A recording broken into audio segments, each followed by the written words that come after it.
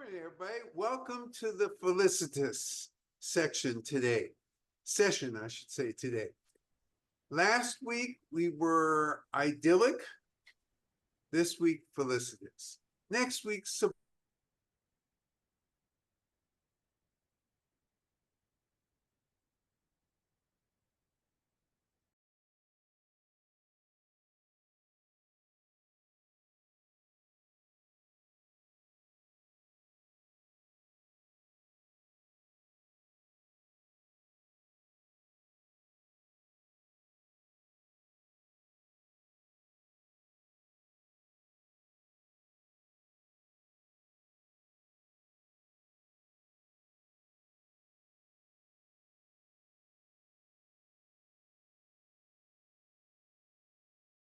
We can't hear you. You're in meeting. Apology. Oh, okay. Folks. Unmuted Okay. now. Okay. So we'll start again. Welcome to the felicitous session. Last week, idyllic. Next week, sublime. Last week we were in Chiang Mai. This week we are in a place called Bingdao, which isn't that far from Mengku. So for those of you who didn't check your email before you got up, not so long ago, I sent you a map to help get you placed for this morning. So if you look in that email and open that map, there are actually 3 maps on one page. So on the far left is a map of China in total. And on the bottom left of that, in brown, is Yunnan province. So that pictures the province we're in. If you go to the next map, which is the map in the middle, it shows you several regions. We're in the Lincang, Lincang region. And then if you go to the far right map, you'll see a place called Mengku, Mengku, and just below it, a place called Bingdao, Bingdao. So that's where we are today. If you go further south, significantly further south, you'll see Chiang Mai, Jingmai. So this gets you placed where we are today. Bingdao is famous, and it's not famous for red tea. And so let's actually talk a little bit about how we interact in China, because it's so different from how most tea purveyors interact in China. And it really has to do with the long history and the relationships we've built over the years. Most people who are doing tea business, well, you have 2 classes. You have the class who's never gone to China, and so they order over the internet, or they order through an intermediary who then provides them tea. Excuse me. And they don't really have a sense of the territory. They can tell you on the map where things are, but they don't know what the territory looks like. They don't know what the terroir feels like. They don't know what the soil looks like. And most importantly, they don't have the relationships with the state officials. Turns out that all of those things are really, really important if you're going to get the type of teas that you have at a tea shop like this. So that's one category of tea owner. You have another category of tea owner who's been to China, but they're surface, and they go maybe to a World Tea Association, they buy from exhibitors there and take back to the US. And then in the rare case, you have us, where we really embed in areas, and as such, we're able to ask for very specific favors because the farmers know us, they know how to do stuff for us, but it's in conjunction with government approval. Nothing really occurs that is different from what you expect unless there's government approval. And this is really, really important because again, most tea shop owners, A, don't understand this, and B, will tell you something different because they just simply haven't experienced what the situation is. So today, you're being exposed to something that mostly doesn't exist in China. So a farmer with local permission did some batches of tea for us in the red tea style. And that's what you're getting today, Felicitous. It isn't a tea you can go into any tea shop in the US. And in fact, you can't go to any tea shop in China and just say, oh, give me the Felicitous. I'm in a good mood today. I want to be in a better mood today. Give me the Felicitous. Won't happen because that type of favor hasn't been done for them. Nobody's asked for that type of favor. We specifically asked for this favor and were granted this favor. How do favors occur in China?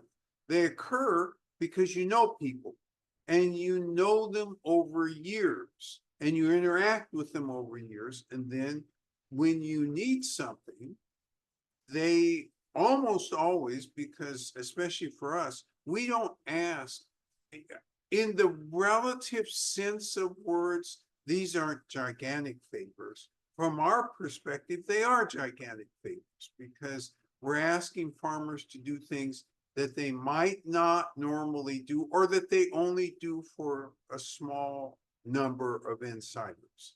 So that's what Felicitous is all about today. Why did we choose Bingdao? Normally, tea from Bingdao is done in the fermented, fully fermented style, or the raw black style, raw or fully fermented style. It's almost never done the way you're going to have it today. Additionally, the tea that you're getting today is in the 800 to 1,000-year-old tea tree range. And Bingdao is very famous for this. And if people, in a way, why did we do this? You know, we have access to red tea all over Yunnan. Why go to Bingdao and make this decision? Well, Bingdao tea leaves are famous all over China, just like cliff teas are famous all over China, just like Dragonwell is famous all over China. But fame at that level brings with it LCSers, doesn't it? Because those people know that the name brings thousands of dollars. Oh yeah, I got this tea from Bingdao. Well, you know what? Since they don't normally do red tea, we don't have to worry about, in quotes, forgeries or impersonations. And in fact, we let them know from what trees we wanted these teas. So again, you are being exposed today to something extraordinary in terms of a tea tree. So that's some background. Is this area, why is this area so famous? And has it been famous since 1,000 years ago or 2,000 years ago? Or is this recent famousness? It's recent famousness. The area is mostly a minority area. So you got the Laohu, the Hua, the Bulong, the Dai. Dai is the biggest minority group there. And the histories from this area aren't as detailed as they are from other areas, and this has to do with language and keeping things written in a written form and having people who have the ability to do that. There is history which suggests that this location has been doing tea since probably 200 BC. So it does have a long history, but the tea itself, until about 2005, you didn't normally hear the word Bingdao and then have your eyes light up realizing, oh my God, I have the real stuff and this is going to be great. So how did this history from here develop?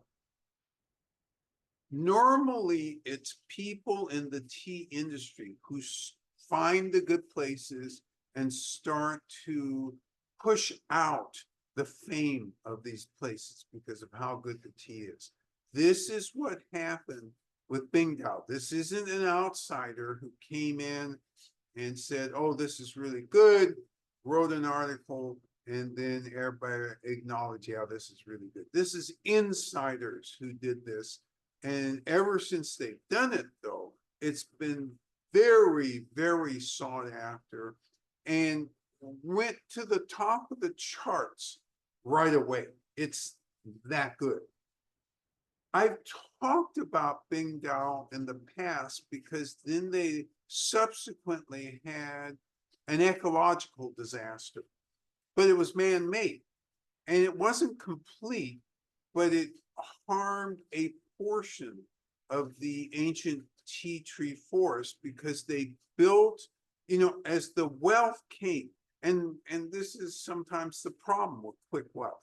With quick wealth, hey, I want that 100-story place that my neighbor and I'm talking relative neighbor in the Dragon Well area has. And of course, it's not 100 stories that they have there, but the emphasis, I want that big place. And I want to show off my newfound wealth. They built too close to the existing forest. The runoff caused death from a certain number of the trees. The whole forest isn't decimated, but they lost a portion of it. And that's sad because these forests are going to come under more and more pressure anyway because of global warming.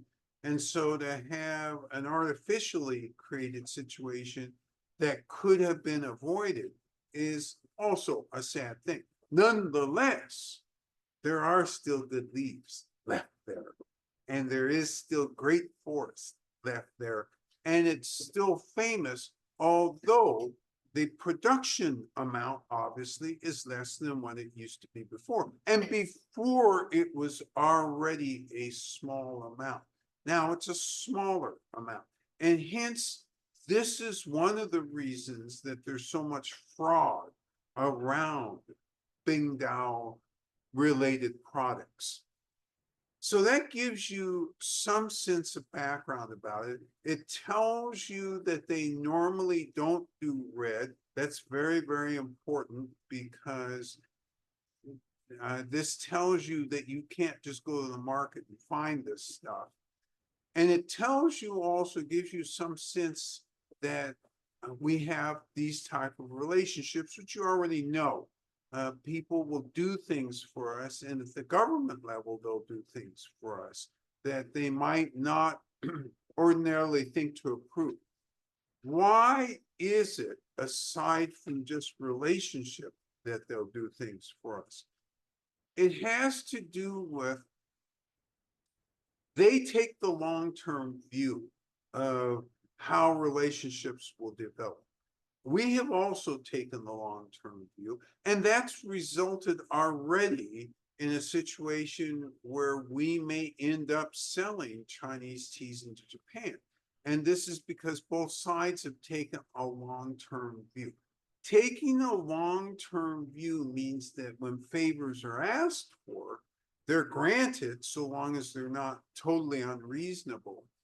And when money needs to be invested from this side, there's full consideration given to that because we understand the give and take of these type of situations. So that gives you some more background. Let's talk one other aspect before I move specifically into Felicitous, because I know this thing has come up before, and I've never really spent enough time discussing, especially in the more remote areas, how change occurs. Because in the areas where the agricultural universities are, where the research institutes are, change is right there. Because scientists are working on it, they pop their heads out, and within 2 miles, they're in the fields, they're talking to farmers. Farmers are interested in this.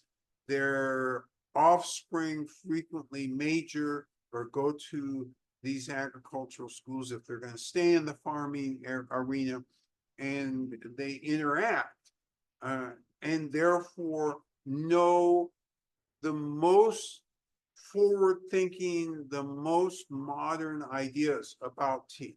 What about here in these very isolated places?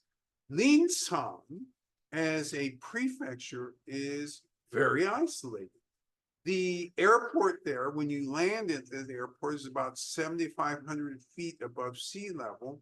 And when you go down to Bingdao, it's about 4,000 feet above sea level. Are there trains that on the hour you can get on in Linsang and just take a little train down there? Answer would be no. Travel infrastructure is not very developed. Not only that, if you want to drive to these places, do you just get on the Linsang Bingdao freeway, get on that freeway, and 30 minutes later arrive at your destination? Answer to that would also be no. The roads are complex, many of them unmarked. And if you don't know where you're going, you can quickly become lost. This is not a good part of the world to be lost, because in many of these places, you can't just hit Google Maps. Siri, where am I? Oh, you're lost. You're lost bad. How do I get unlost? Sorry about that. You have to ask someone else. Answer is, really, many of these places are still essentially off the grid. And let's say you're not lost. Let's say somebody who's taking you there has been there 1,000 times because they live there. Does that shorten the trip? Yeah, it shortens the trip, but it's still a 3 or 4 hour trip. It's a long trip. It's a lot of driving, sometimes dangerous driving. So this gives you a little bit of background. This is not like when we say, yeah, we went to the Dragon, because everything is easy. You know what? If I had no person with me, I could find these places in the Dragon Well area. Anywhere in Anhui, well, that's not true either. Only the big places in Anhui could I find. The smaller places, because there are plenty of isolated places there, no, you wouldn't be able to find easily on your own. This is even worse though, because once you get out of Kunming, once you're out of the big tourist circle, Bali, what is the name? Huh? Lijiang, that's right. Shangri-La. Once you're out of those places, it's remote. There is no really good, easy way to find where you're going to go. Okay. So that gives you a little picture of where Bingdao is, tells you how remote it is, and tells you how special this situation is. Why did we choose there? We chose there because in some sense, this is part of a return favor in terms of the relationship building that we've developed over the years. Because we had officials and friends take us up there a couple times.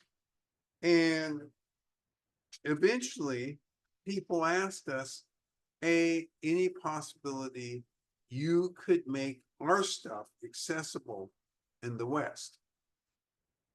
Because of the complication of what happens with the fully fermented and the raw black, what we were finding and what experts confirmed is it was very, very hard to guarantee that the tea wasn't cut with less valuable leaves.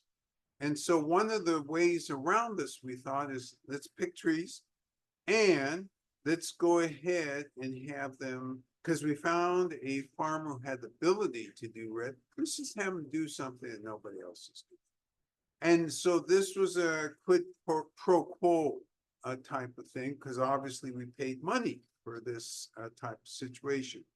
So now you have broad background to this, and now you know why today's tasting is so special. So what is Felicitous? Again, it's red tea. Red tea in the West called the black tea. Really what it means is heavily oxidized. Is it as oxidized as a red tea from Yunnan or Fujian province? No, it's a little less heavily oxidized.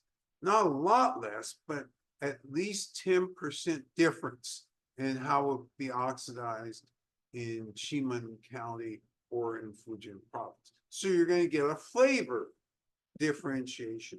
Why does it happen this way? It happens this way because these farmers, and these again are indigenous people farmers, have just a different understanding, a different way to do fully oxidized or heavily oxidized.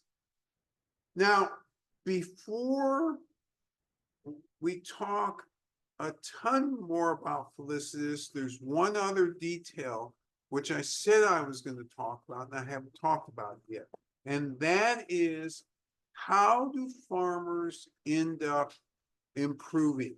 How do they come to understand, hey, you're doing it this way, but if you did it that way, you'd have more yield or better tasting yield? How does that information arrive in such remote places? It arrives, ironically, from scholars, usually agricultural scholars, because so many of the agricultural scholars who are doing tea also actually do tea. In other words, they grow tea in some places, so they know not only from the scientific perspective, well, this seems to be the most effective way to get this, that, or the other, or have a better yield, or avoid pests, or have better growing conditions. They know all that stuff. And when we travel with these guys, it's really interesting because they frequently make stops that are unscheduled. They're unscheduled for us. They're not places we ask to go to, but they're scheduled for them because the farmers call them up at some point and say, can you come and look at our process and see how we can do better? So we've been with these experts when they've stopped at these farms and they watch the process. Well, if you'll, not roll this as hard, or if you'll adjust the heat on this, you're going to get a better result. So again, how do these agricultural scientists know all this stuff? The last 15 to 20 years has been a revolution in the tea industry. I've not really talked about this very much either. And the revolution really is at the agricultural university level because they've gotten better equipment, they've gotten better techniques, They've shared information with counterparts in the West, so they're able to use this machinery better. They're looking for things now that they never looked for before. They're parsing the chemical compounds of the tea because they're looking for additional health benefits. And as they look for those benefits, they're looking for, oh, okay, theobronins. Oh, this is good for this. How do I increase theobronins? What step of the process do I have to do differently to get more theobronins or more theoflavins or more theorubicins? So what steps do I have to do differently to reduce flavonoid glycosides so that it's less bitter? I mean, there's a ton of things that these scientists, and it's happening faster and faster. Almost every week out of China, I see a new article about, well, if you'll only oxidize for X number of hours, you're going to get X result. And then, or if you use this varietal and follow this processing methodology, you'll get X plus Y result. And so the market is calling for lots of different things. Think about the US market. The US market wants to get up every morning. Okay, which of these smoothies will make me have more energy, will make me grow taller, will keep my skin beautiful for the next 30 years? I want that one. So the Chinese market is no different. They're looking for, okay, we're modernizing. The bad old days are over. We're trying to plug in to a more healthy lifestyle. What is it we have to do to get that more healthy lifestyle? And the farmers are responding via the scientists. How do we, now that you've discovered, oh, theoflavins and theorubicins, they're highly antiviral and antibacterial. How do we increase that amount? Because at some point, we're not there today yet, although we're closing in on it here in the US. But at some point, there's going to be this enormous market desire which says, don't show me any food without showing me the 100 things it's going to do for me. That's the direction we're going. Tea is no exception. Everybody knows tea is healthy. There is no argument about it. The argument is which of the compounds in what ratio are ideal. We don't know.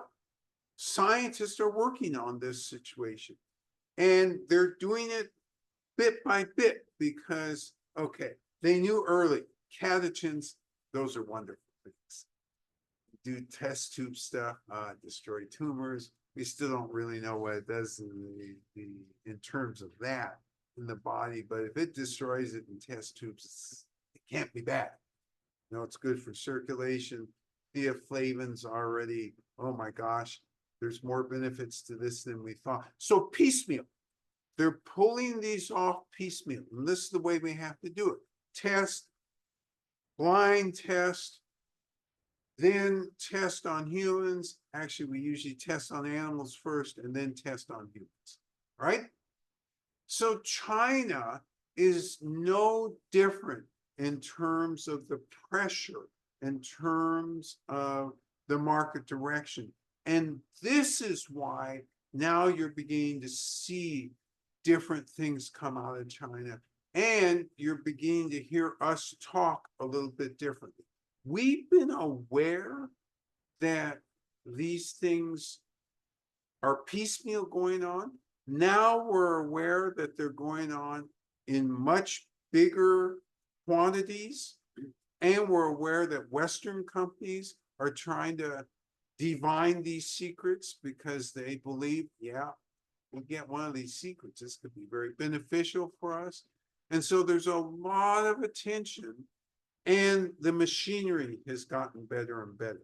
Therefore, unlike here, and I shouldn't say that in a flat statement like that, because you actually do have scientists here who go and interact with farmers.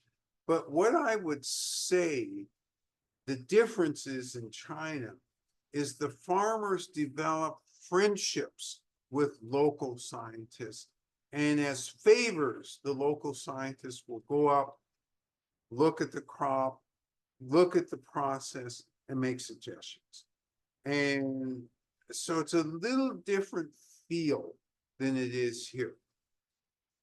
So this gives you context that normally you may not get from any tea purveyor because they're not embedded.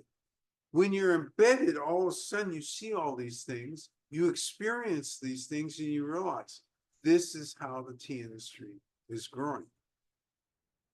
We can tell you the threats, and we've mentioned them over and over again, particularly this year after the trip.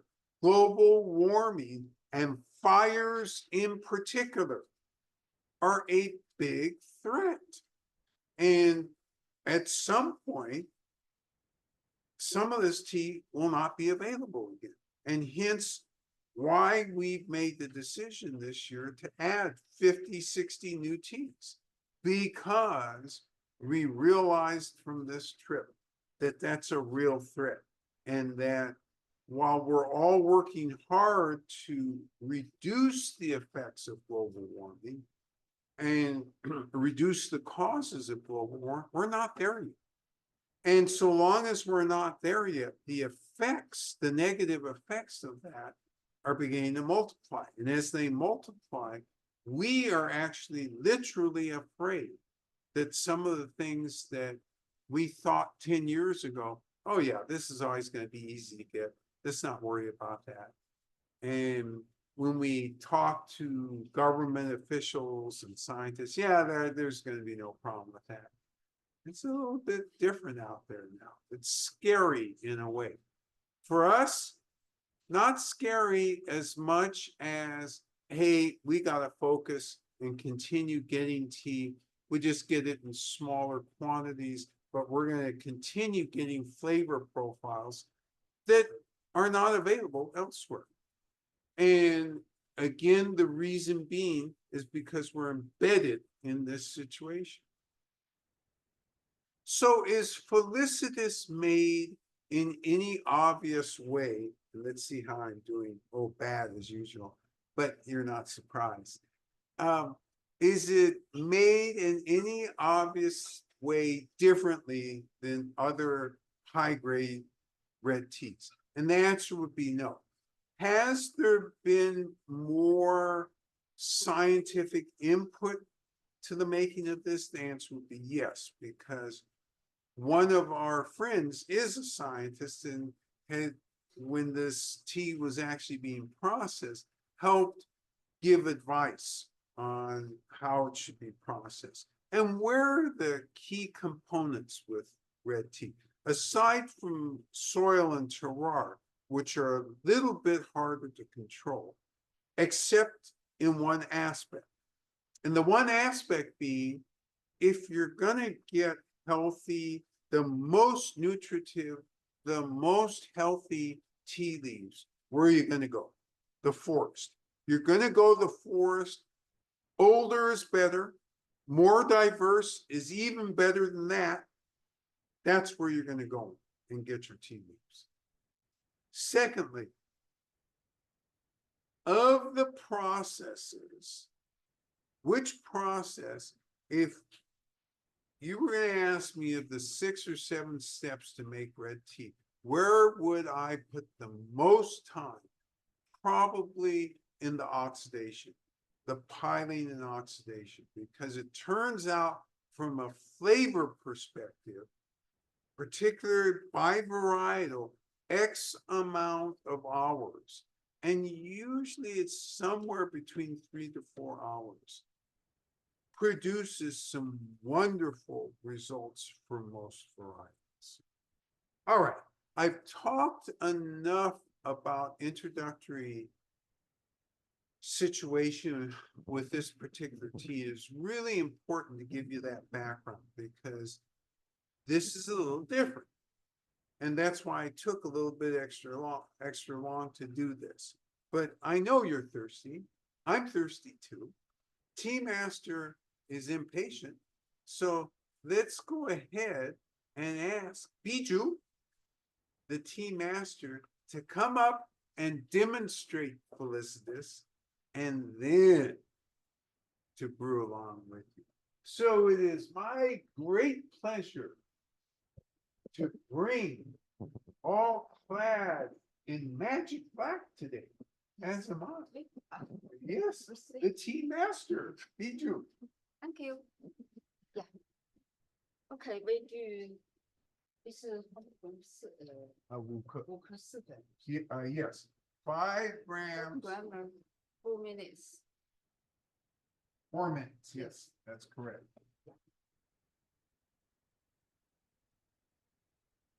Usual tableau, 16-ounce cups. 2 is enough for you, but we use 3 because we're making multiple cups here and we're also trying to speed up the process. 175-degree water. Ideally, should be closer to 170 than 175. And the instructions, I think we said 172. Just trying to remind you, a little cooler than the 175 is going to bring the ideal flavor. You make sure the cups are absolutely clean and heated. Set the timer correctly, minutes. And you just rhythmically go through this process.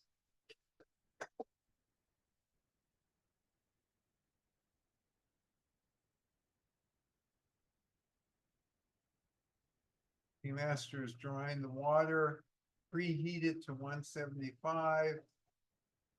So you'll see here dissipate steam, oxygenate the water, cool it down slightly.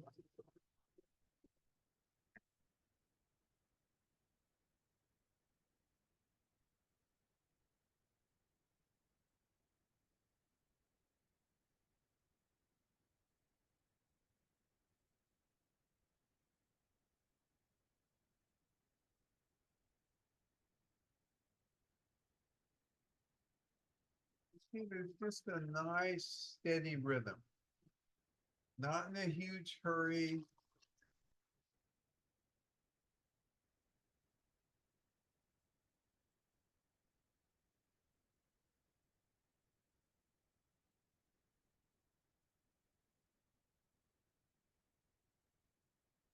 Ready for the tea leaves. All 5 grams of them.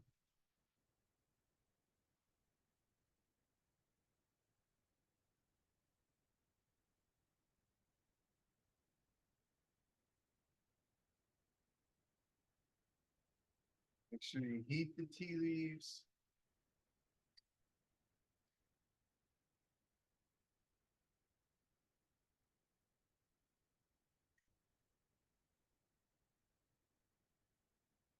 Put the water in the kettle, which has a spout, so that Tea Master is able to control the pour. Try not to pour directly on the leaves. Pretty straightforward. 4 minutes steeping. And you have a beautiful arrangement here. Most of the leaves on the bottom, but some on top. You have some going up and down a little bit. Nice motion. So what again is the process of this? You pick, you wither, and these days, scientists who are studying this stuff have indicated probably good to wither get the water moisture content down to 60 to 62%. They're beginning to call that ideal. Remember, tea institutes where these scientists reside exist all over the country. Do they communicate with each other? Yes. But do they formulate standard guidelines? And no, only for the teas that they're working with. So the Chiman people have their guideline, and their guideline works very well for them. Remember, this is Yunnan, and remembering that the soil is different here. Here it's not red soil, it's a little yellowish. And here the elevation is higher, 4,000 feet or so above sea level. So yeah, you have a different terroir for this, and you have 4 or 5 different indigenous peoples who jointly own these farms and work together. So you have a little bit different customs as you go through the processing. Nonetheless, the institutes, the research institutes do have their suggestions. So 60 to 62% is what you hear a lot down there for withering. You then roll the leaves, so you're breaking up the cells, getting them ready for the piling or oxidation process. And in this particular case, what they think of as the ideal piling time is around 3.5 hours. So why isn't it more precise? Eventually, I think it will be, but currently you still have the element of farmers who are doing this. If you had scientists doing it, they'd write the cookbook for it, and they'd follow that very precisely. But you have farmers, and they have lineage, and they have history, and they have understanding, and their understanding is driven by aroma and look and feel. But their understanding isn't that far off from what scientists are saying as they go through all this experimentation. What's ideal timing for this? After the oxidation, you have an initial baking to get it down to X% dry. You have a rest, and then you have a final baking. In between the rest and the final baking, you also have a sorting process. And the sorting is to get out anything that doesn't belong in with the tea leaves or any part of the bush that's accidentally gotten in there, or the tree that's accidentally gotten in there that doesn't belong. So they're looking for uniformity, and then for the final baking to get all those flavors and to get the moisture content down to a certain level. Sounds easy, right? And compared to cliff tea, it is easy. One should say easier. It's never easy. Timer has gone off.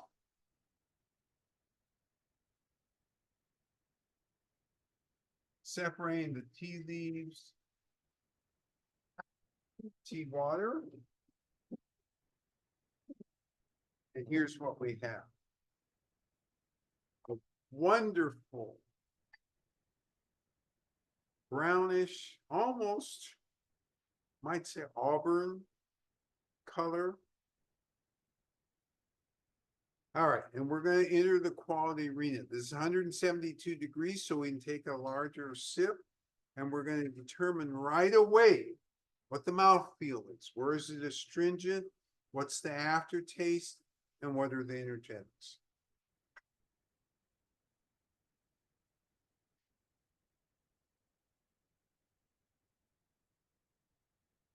Take out your notes from last week, by the way. This is different. Okay, I already have a feel from this. I'm going to take a second sip. I'm going to focus on aroma and taste, in addition to reinforcing what I think I tasted just a minute ago in terms of astringency, aftertaste, and energetics.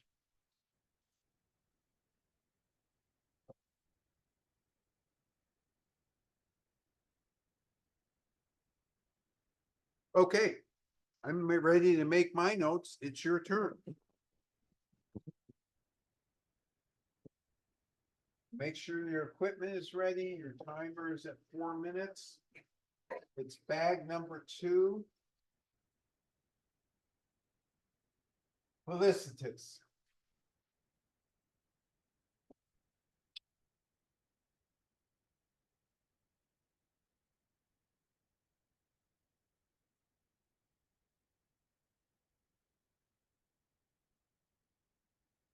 Master is aerating the water, dissipating the steam, make sure all the glasses are heated correctly.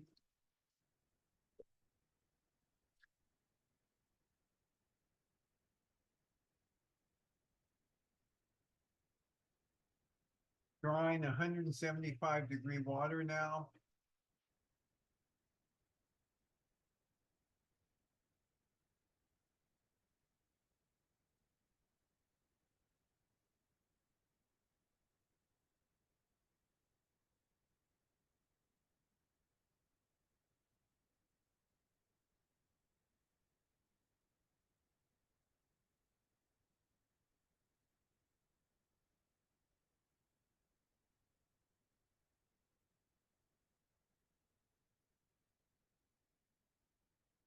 Cooling the water down slightly.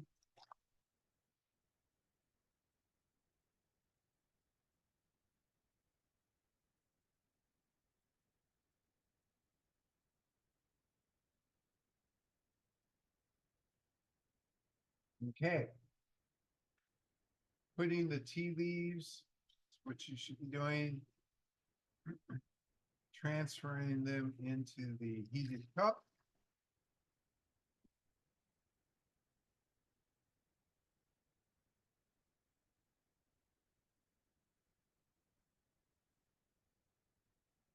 Shaking the cup.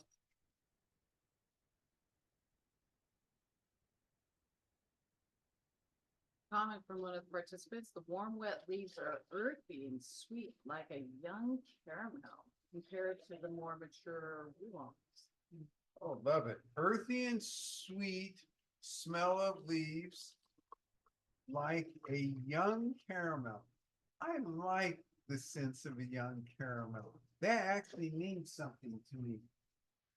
Having cooked or created caramel before, and you do get a different flavor profile as you cook further.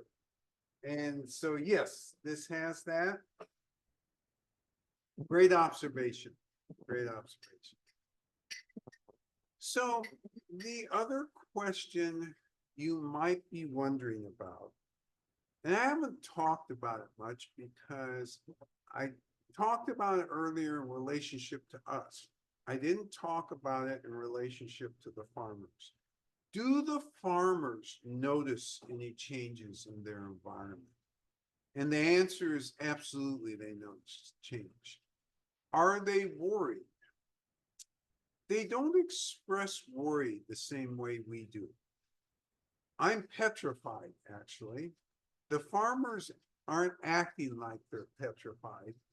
And so somehow, while they notice it, for the most part, I don't see alarm. And that may be because maybe the officials are alarmed and they're telling everybody, don't worry, we're working on the situation.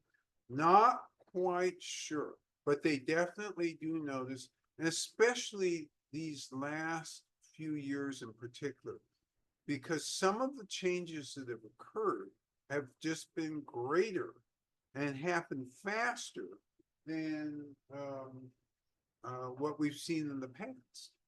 So did want to address that question because it's definitely come up before. People have asked us, are they noticing? And remember, we have a different perspective because we travel all over. When you're a farmer in the village, you notice specifically what's happening for that village. So, for example, let me make this very concrete. When the runoff from this particular village damaged the forest, oh yeah, they were alarmed. They noticed that. They were very unhappy. am very critical that something like that happen. The more subtle effect of global warming, which you see when you go to a broader spectrum of places, is probably a little bit more obvious to us than it is to them. And that's one of the reasons I'm sounding this. And in fact, we're behaving now as if this is really happening, because it is happening and we're seeing it. And we're trying to get, if there is such a thing as getting ahead of the curve, this is what we're trying to do in terms of getting more teas, smaller quantities, faster. Yes. Rob shares the dry warm leaves had hints of chocolate and malt. The warm wet leaves had an additional floral sweet scent. However, the tea water reminded me of hints of lemon and honey, like the tea my grandmother would brew for me when I was sick, but actually had added honey and lemon. Oh, this is a very interesting and great comment, because Rob goes from dry leaves to tea water. And the tea water reminds him of what grandma used to serve. Hints of honey, hints of lemon, just very distinctive hints of honey. Whereas the dry leaves have hints of chocolate, a little hint of sweetness, and malt. And then the wet leaves have a further hint of, oh, that's right, florality. So you get this whole panorama of flavors all the way down to when you taste it. It's truly amazing. Good catch on that. Timer should have gone off.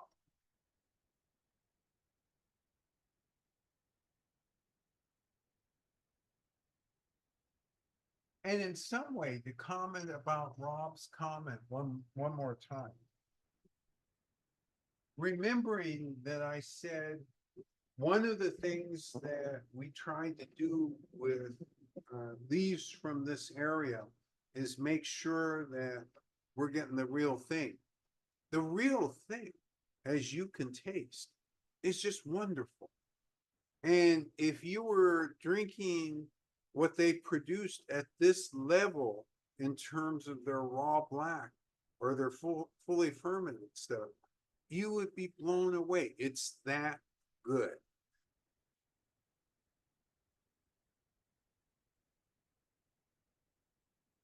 By the way, it was Jennifer who caught the warm wet leaf earthiness and sweetness Mm. in the young caramel. Thank you. Thank you. Good. Yeah, what sticks in my mind from that initial comment, Jennifer, again, is the young caramel. Nobody's ever quite said that before in one of our tea tastings. And even in China, I don't think I've ever heard that comment like that. But that was so apropos for what this tea represents.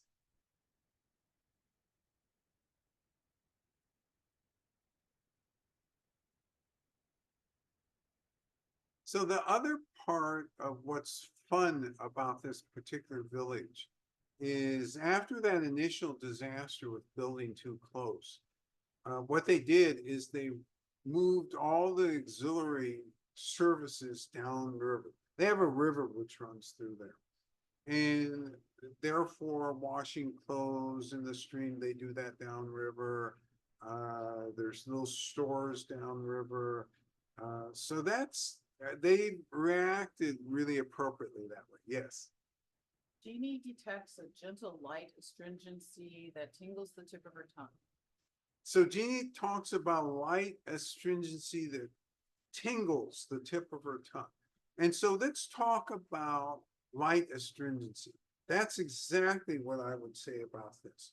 It is not an astringency. Well, I'd say two things. First off, when you first drink it, it's almost an invisible astringency. And then it builds up as you continue to drink it. And for me, not tip of the tongue, but it's on the sides for me. But again, everybody's going to be different, and it builds as you continue drinking. Yes. Rob shares that he gets Jeannie's comment and there's a smooth maltiness in the background flavor as well. Smooth maltiness, Rob notes in the background flavor. And I like this because so many of the best reds.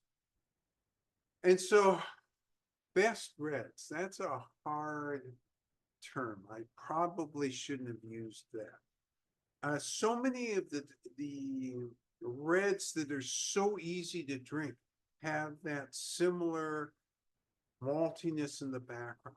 It's not a primary, it's a secondary, but boy, it makes it really, really easy and good to drink. Great catch on that.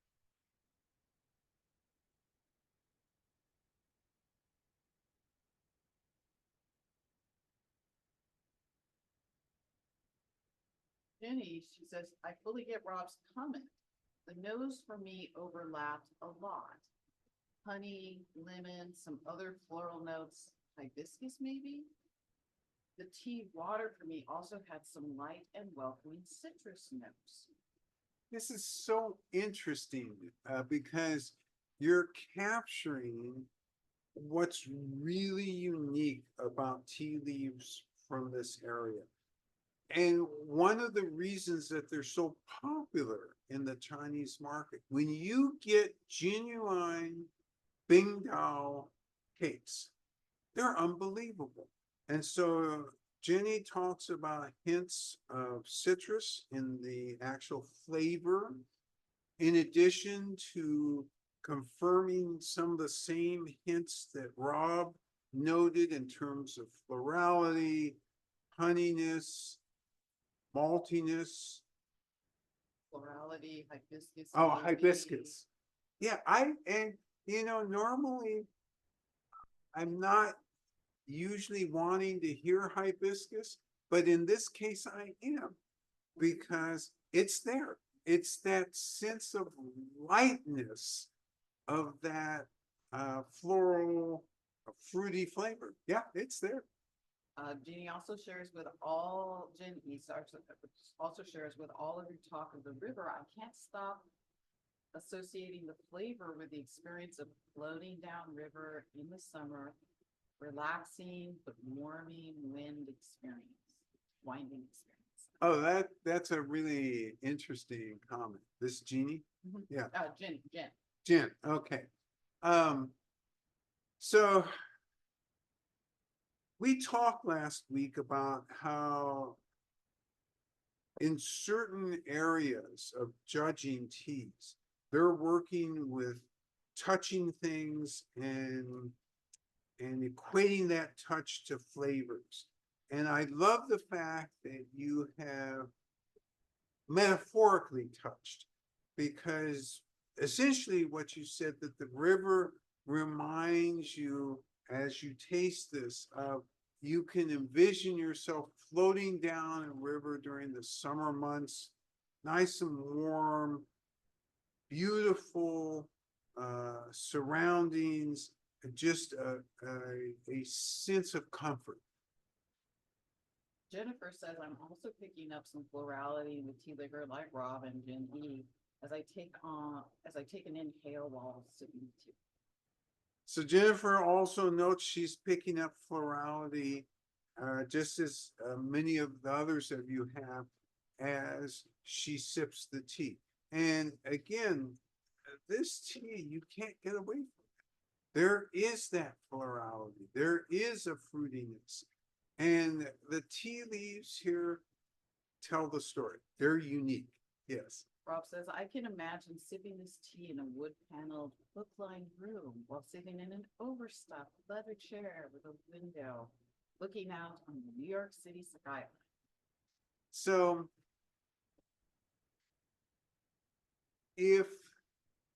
I like this comment. So Rob is imagining being in a book-filled room, book-lined room, sitting in an overstuffed chair and drinking this tea. It's almost, if Sherlock Holmes had been paying attention to the teas he drank, it would be that same sense of number 9 Baker Street, books all over the place, overstuffed chair, thinking about some sort of problem or learning something by reading a book. It is that feeling of comfort. These are all associations with relaxation and comfort.